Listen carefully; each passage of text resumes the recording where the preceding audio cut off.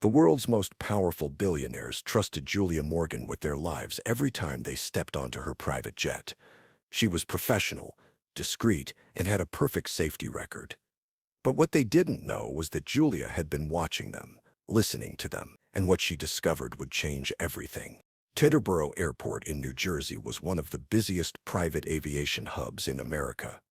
Every day, dozens of luxury jets carried the world's wealthiest individuals to exclusive destinations across the globe. Among the fleet of pristine aircraft was a Gulfstream G650 with tail number N847JM, a jet worth $70 million that belonged to Morgan Executive Aviation.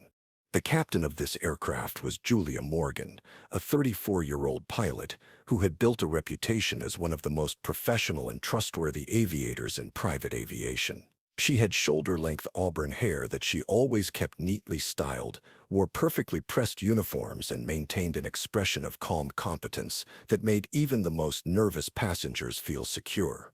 Which city in the world are you watching this video from today? Please subscribe and support us for more stories. Julia had been flying for Morgan Executive Aviation for 8 years, and in that time, she had earned the complete trust of clients who valued discretion above everything else. Her passenger list read like a who's who of global power: tech billionaires, oil executives, pharmaceutical CEOs, and international financiers who paid premium rates for absolute privacy. What made Julia special wasn't just her flying skills, though those were exceptional. It was her ability to become invisible. Passengers would board her aircraft, settle into their leather seats, and begin conducting business as if she weren't there. To them, Julia was just another piece of equipment, necessary but forgettable. But Julia Morgan was paying attention to everything. Her aircraft was equipped with the most advanced communication and entertainment systems available. Multiple screens throughout the cabin displayed flight information, news feeds, and weather data. The interior featured handcrafted Italian leather, exotic wood paneling, and technology that allowed passengers to conduct secure video conferences while traveling at 500 miles per hour. What passengers didn't know was that some of that technology served a different purpose than they imagined. Julia's first indication that her passengers weren't ordinary businessmen came during a flight from New York to London in March 2018. Her passenger was Thomas Richardson, a pharmaceutical executive who had made headlines for aggressive pricing strategies on life-saving medications. During the 8-hour flight, Richardson spent most of his time on encrypted phone calls discussing what appeared to be normal business operations. But Julia noticed inconsistencies in his conversations that suggested something else was happening. Richardson spoke about shipments to countries that weren't on any official distribution lists. He referenced facility codes that didn't match any known pharmaceutical plants. Most concerning, he discussed payment methods that sounded more like money laundering than legitimate business transactions. Julia began paying closer attention to Richardson's conversations during subsequent flights. Over the next 6 months, she transported him to meetings in Switzerland, Dubai, and Singapore. Each trip involved the same type of suspicious phone calls and cryptic business discussions. But it wasn't until Richardson's 7th flight that Julia discovered the truth about his operations. During a stop in Geneva, Richardson left his laptop open while he stepped away to take a phone call in private. Julia, who was performing routine cabin checks, couldn't help but notice the documents displayed on his screen. What she saw changed everything. Richardson wasn't just overpricing medications. He was manufacturing counterfeit drugs and selling them to developing countries at premium rates. The fake medications contained no active ingredients, meaning that thousands of patients were paying for treatments that wouldn't help them. Julia realized that she was transporting one of the world's most dangerous criminals to meetings where he planned the deaths of innocent people. That night, in her hotel room in Geneva, Julia made a decision that would define the next phase of her life. She contacted the FBI. The conversation with federal agents lasted 4 hours. Julia provided detailed information about Richardson's travel patterns, his phone conversations, and the documents she had observed. But what surprised her was the agents' response. They weren't just interested in Richardson. They wanted Julia to continue flying him and begin documenting everything she could observe about his operations. Julia Morgan was being recruited to become an undercover intelligence asset. The FBI explained that Richardson was part of a larger network of criminals who used private aviation to conduct illegal business while avoiding government surveillance. These individuals felt safe on private jets because they believed their conversations couldn't be monitored and their movements couldn't be tracked. But Julia was in a unique position to gather intelligence that law enforcement couldn't obtain through traditional methods. Julia agreed to cooperate, but she had conditions. She wanted to know exactly what she was being asked to do, and she wanted guarantees that her actions would directly save lives.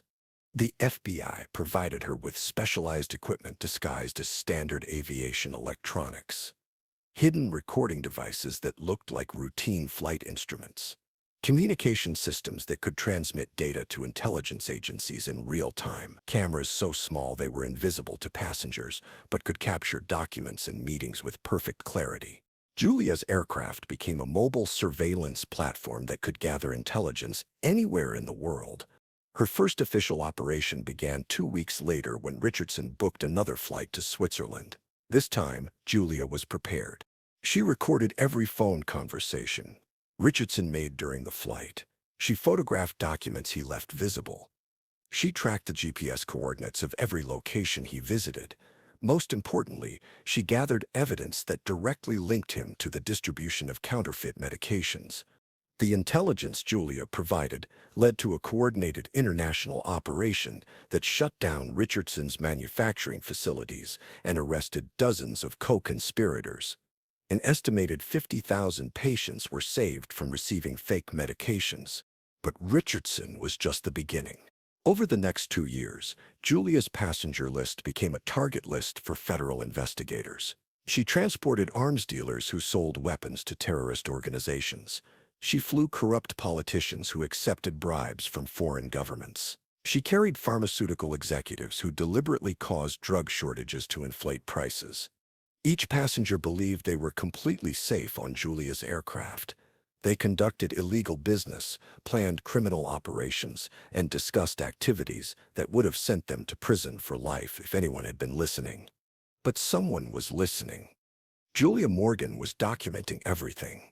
Her most significant case involved Marcus Webb, a tech billionaire who had built his fortune through what appeared to be legitimate software development. Webb was known for his philanthropy and had donated millions to children's charities around the world. But during flights to meetings in Eastern Europe, Webb revealed the truth about his operations. He wasn't just developing software. He was creating surveillance systems that authoritarian governments used to monitor and suppress their citizens. His technology was being used to identify political dissidents, track journalists, and locate human rights activists. Webb's software had directly contributed to the imprisonment and execution of hundreds of people who had opposed corrupt regimes. Julia spent 6 months gathering evidence against Webb. She recorded his phone calls, photographed his contracts, and documented his meetings with government officials from countries known for human rights abuses. The evidence Julia provided led to an international investigation that exposed Webb's operations and resulted in sanctions against multiple governments that had used his technology to harm their citizens.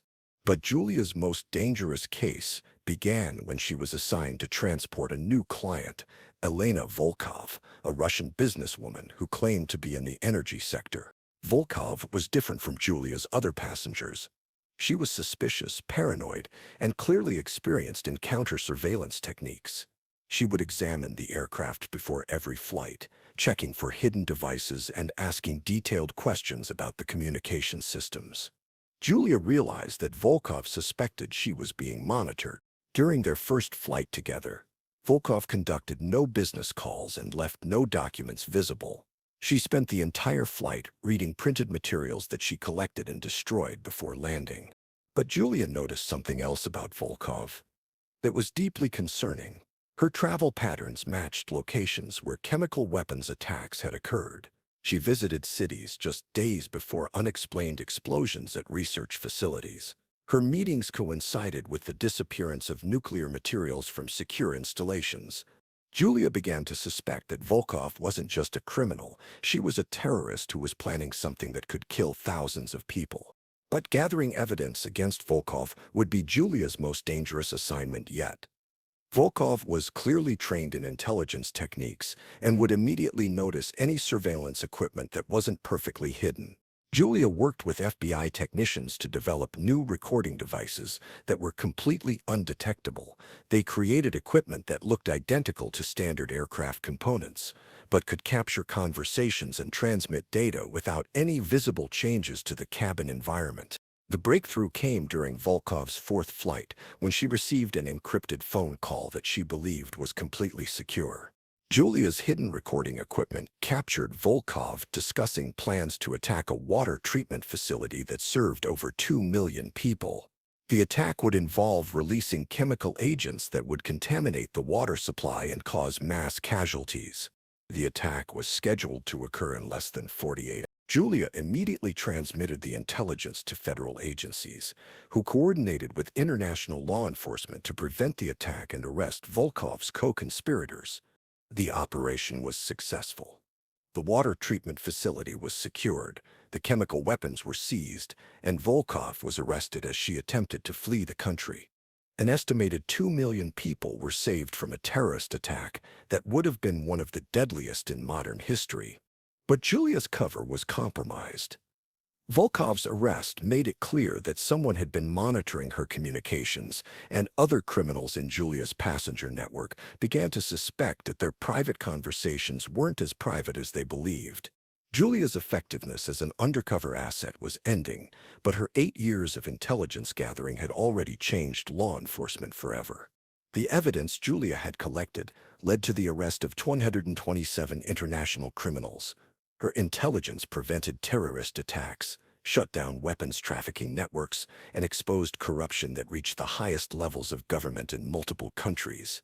Julia's work saved an estimated 200,000 lives and prevented billions of dollars in damage from terrorist attacks and criminal operations. But perhaps most importantly, Julia had proven that intelligence gathering could be conducted in ways that criminals never suspected.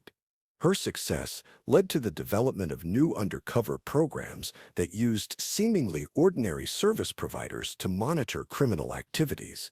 Today, Julia Morgan works as a commercial airline pilot for a major carrier.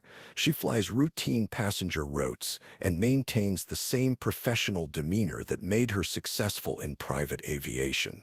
Her colleagues know her as a skilled pilot with an interesting background in executive aviation. They have no idea that she spent 8 years as one of the most effective intelligence assets in modern law enforcement. Julia's apartment contains no reminders of her undercover work. She has returned to a completely normal life and rarely discusses her time in private aviation.